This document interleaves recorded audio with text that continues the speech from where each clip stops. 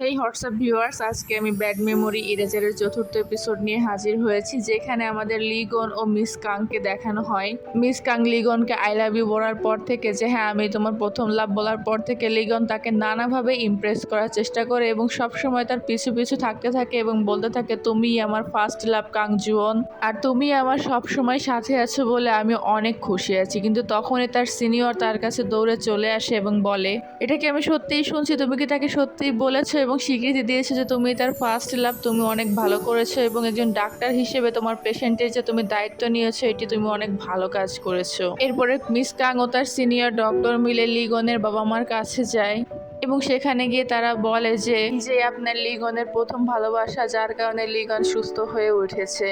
তখন লিগনের বাবা মা মিস কাংকে নানা রকম প্রশ্ন করতে শুরু করে যে তোমার বয়স কত, তোমাদের কিভাবে দেখা হয়েছে। তখন লিগন তাকে বলে যে সে ছোটবেলায় আমাকে বাঁচিয়েছিল, সে আমার লাইফ সেভার। তখন তার বাবা মা বলে তাহলে তো কোনো প্রশ্নই ওঠে না, তাহলে তুমি আমাদের ফ্যামিলিরও লাইফ সেভার। এরপরে মিস কাংকে দেখানো হয় যে সব কিছু থেকে অনেক বেশি বিরক্ত হয়ে গিয়েছিল এবং বলছিল যে এটা আমাকে পাগল করে দিচ্ছে। কিন্তু তখনই সেখানে লিগন খুব ভাবের সাবের সাথে এন্ট্রি মারে এবং তাকে প্রপোজ করতে আসলে সে বলে যে দেখো আমাদের অনেক ছোটবেলায় দেখা হয়েছে, আমি তোমার ফার্স্ট লাভ ছিলাম ঠিকই, যেহেতু অনেক দিন ধরে আমাদের দেখা সাক্ষাৎ হয়নি, তাই আমার নতুন করে বয়ফ্রেন্ড হয়েছে, তাই তুমি আমাকে ভুলে যাও এবং আমার পিছু করা বন্ধ করে দাও। তখন লিগন তাকে বলে যে তোমাকে দেখে তো মনেই হয় না যে তোমার বয়ফ্রেন্ড আছে, ইস তুমি মিথ্যা কথা বলছো তাই না? তখন কাংজুয়ান তার একজন কলিগকে দেখিয়ে বলে, যার নাম তে, ও তাকে দেখিয়ে বলে যে এটি আমার বয়ফ্রেন্ড, যার কারণে লিগন অনেক বেশি জেলাসি ফিল করে এবং সে তার বন্ধুকে বলতে থাকে যে জানো মিস কাং এর নাকি বয়ফ্রেন্ড আছে, আমার তো বিশ্বাসই হয় না। আমি ভাবতেছি যে আমার মধ্যে একজন হ্যান্ডসামকে রেখে সে কি করে ওই কুৎসিত ছেলেটাকে পছন্দ করতে পারে। তখন তার বন্ধু তাকে বলে, কেন তুমি কি জেলাসি ফিল করছো? লিগন বলে, ইস মোটেই না। তখন আমাদের লিশিনকে দেখানো হয়, যার কাছে পুলিশ অফিসারটি এসেছিল এবং তার কাছে এসেছিল লিগনের ব্যাপারে তদন্ত করার জন্য। লিশিন পুলিশ অফিসারটিকে বলে যে আপনি যে হঠাৎ করে আমার কাছে এসেছেন, জানেন এতে আমার কত ফেম নষ্ট হয়েছে, সবাই কি মনে করবে আমাকে নিয়ে? এখন সকল পাবলিকেরা ইস্যু ক্রিয়েট করবে। লিশিন তখন সেই দিনকে রাতের ঘটনা বলে, যেখানে লিগন রাগারাগি করে বাড়ি থেকে বের হয়ে গিয়েছিল এবং লিশিন তার পিছু করেছিল। তখন লিশিন দেখে যে লিগন একা একা কাঁদছে, তাই তাকে সে সময় দেওয়ার জন্য একটু দূরে গিয়ে দাঁড়ায়। কিন্তু তখনই সে দেখে যে লিগন পানিতে ঝাঁপ দিয়েছে।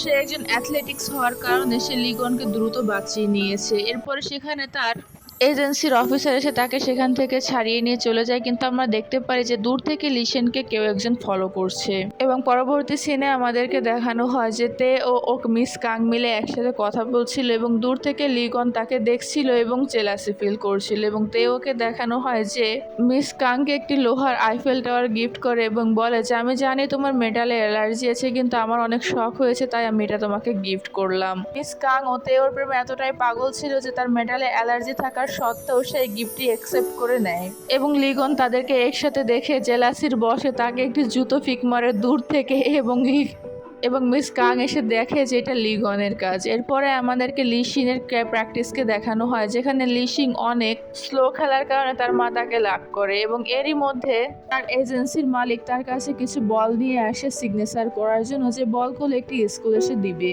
তাই তার মা অনেক বেশি রেগে যায় এবং বলে যে তারকেই তার সেমিফাইনাল ম্যাচ, সে এখন এগুলো কেন করবে। কিন্তু লিশিন কোনো কথা শোনে না, সেখান থেকে চলে আসে এবং লিশিন যে স্কুলে বল দিবে সেই স্কুলের বাচ্চারা তার জন্য অপেক্ষা করে, কিন্তু সে লেট হয়ে যায়। ওদিকে আমাদেরকে লিশিনকে দেখানো হয় যে ওই এজেন্সির কোম্পানির মালিকের কাছে আসে এবং বলে যে আমি জানি না কেন তোমাকে দেখলে আমার সবসময় জেলাসি ফিল হয়, কিন্তু যে কোনোই হোক আমি তোমার কাছ থেকে মুক্ত নেব এবং নিজের একটি এজেন্সি খুলবো। এরপরে আমাদেরকে দেখানো হয় যে নার্সটি লিগনের চেক আপ করতে আসে এবং দেখে যে লিগন আবারও নেই এবং সে চেঁচিয়ে ওঠে, কিন্তু লিগন তাকে বলে এই দেখো আমি পালাইনি, শুধু শুধু চিল্লাফাল্লা করো না। তখন লিগন মিস নার্সকে জিজ্ঞাসা করে যে আচ্ছা মিস্টার তেওর কি কোনো গার্লফ্রেন্ড আছে? তখন নার্সটি বলে, কেন তোমার কি মিস্টার তেওকে অনেক বেশি পছন্দ নাকি? সে নার্সটিকে জিজ্ঞাসা করে আচ্ছা আইফেল টাওয়ার কি রিংটা কি? তখন বলে যে ও এটা তো আমাদের সবাইকে মিস্টার তেও গিফট করেছিল একটা বিজনেস ট্রিপ থেকে আসার পরে।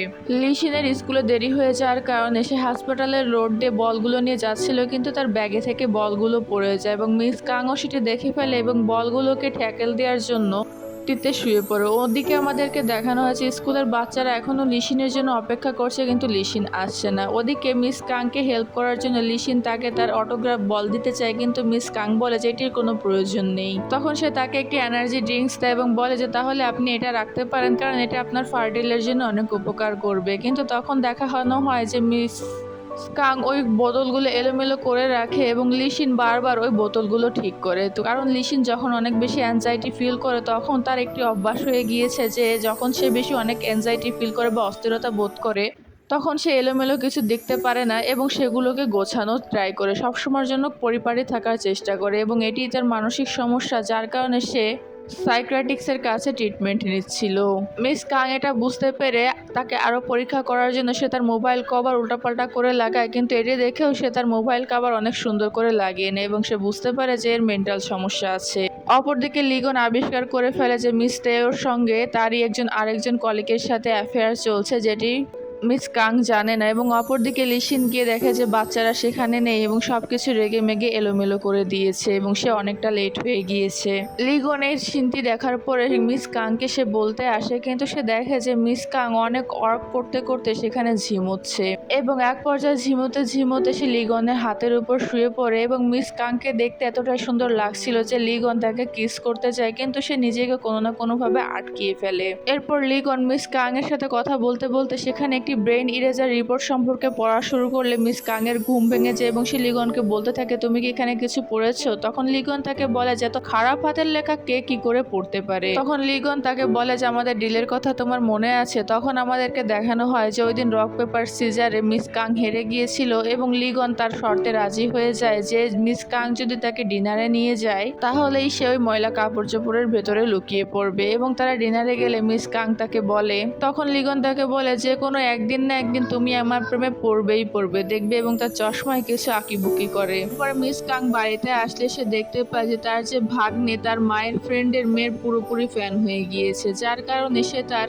মায়ের ফ্রেন্ডের মেয়েকে মোটেই পছন্দ করতো না, কারণ তার মায়ের ফ্রেন্ড এখানে আসার সাথে সাথে সবাইকে হাত করে নিয়েছে এবং স্বল্প দিনের জন্য এসেছে, কিন্তু সবাই তাকে খুব পছন্দ করা শুরু করে দিয়েছে। ওদিকে পরের দিন সকালবেলা লিগনের বন্ধু স্কুলে এসে দেখতে পারে যে লিসিন সবকিছু গুছিয়ে রেখেছে এবং সাইন করা বলগুলো সেখানে রেখে দিয়েছে। ওদিকে লিসিন তার ব্যাগের মধ্যে দেখতে পায় যে আইফেল টাওয়ারের ওই রিংটি তার ব্যাগের ভিতরেই বল গোছানোর সময় মিস কাং ফেলে দিয়েছে। এরপরে মিস কাং তার সারা অফিসে আইফেল টাওয়ার রিংটি খোঁজার চেষ্টা করে এবং সে ওইখানেও যায় যে এখানে সে লিসিনকে সাহায্য করেছিল, সেখানেও সে আইফেল টাওয়ার খোঁজার চেষ্টা করে, কিন্তু সে পায় না এবং লিগন দূর থেকে দেখে তাকে এসে বলে যে তুমি কেন ওই কি রিং খোঁজার চেষ্টা করছো? এর থেকে দামি কি রিং আমি তোমাকে গিফট করে দেবো, তুমি এখন ওই কি রিং খোঁজা বন্ধ করে দাও।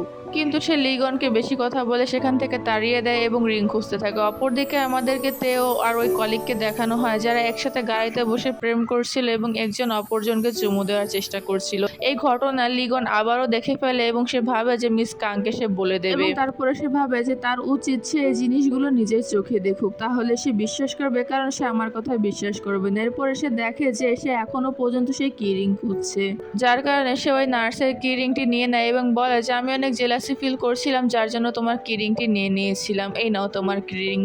তখন মিস কাং আবারও তাকে বেশি কথা শোনায় এবং বলে যে তুমি এটা ঠিক করোনি। তখন মিস কাং যখন ওদিকে যেতেই যাবে তখন লিগন দেখে যে ওরা দুজন গাড়িতে বসে আবারও কিস করছে, যা সে মোটেও মিস কাংকে দেখতে দিতে চায় না বলে তাকে বলে যে প্লিজ তুমি ওদিকে তাকাবে না, আর তুমি আমাকে প্রমিস করো যে এমন কিছু যদি তুমি দেখো এবং দেখার পরে যদি তোমার কান্না আসে তাহলে তুমি মোটেই ভেঙে পড়বে না, ঠিক আছে? কিন্তু মিস কাং এতে অনেক রেগে যায় এবং আবারও সে পিছে ফিরতে শুরু করলে লিগন তার মাথা ধরে নিজের ফেসের দিকে তাকায় এবং বলে যে আমাকে তুমি প্রমিস করো যে তুমি কান্না করবে না, এবং এই সিনটি দেখিয়েই এপিসোডটি শেষ হয়ে যায়। কেমন লাগলো আপনাদের এই এপিসোডের এক্সপ্লেনেশন? যদি পরবর্তী এপিসোডটি আপনারা দেখতে চান তাহলে অবশ্যই কমেন্ট করে জানাবেন এবং চ্যানেলটি সাবস্ক্রাইব ও ভিডিওতে লাইক দিয়ে আমার পাশে থাকবেন। টিল দেন আল্লাহ হাফেজ সবাইকে।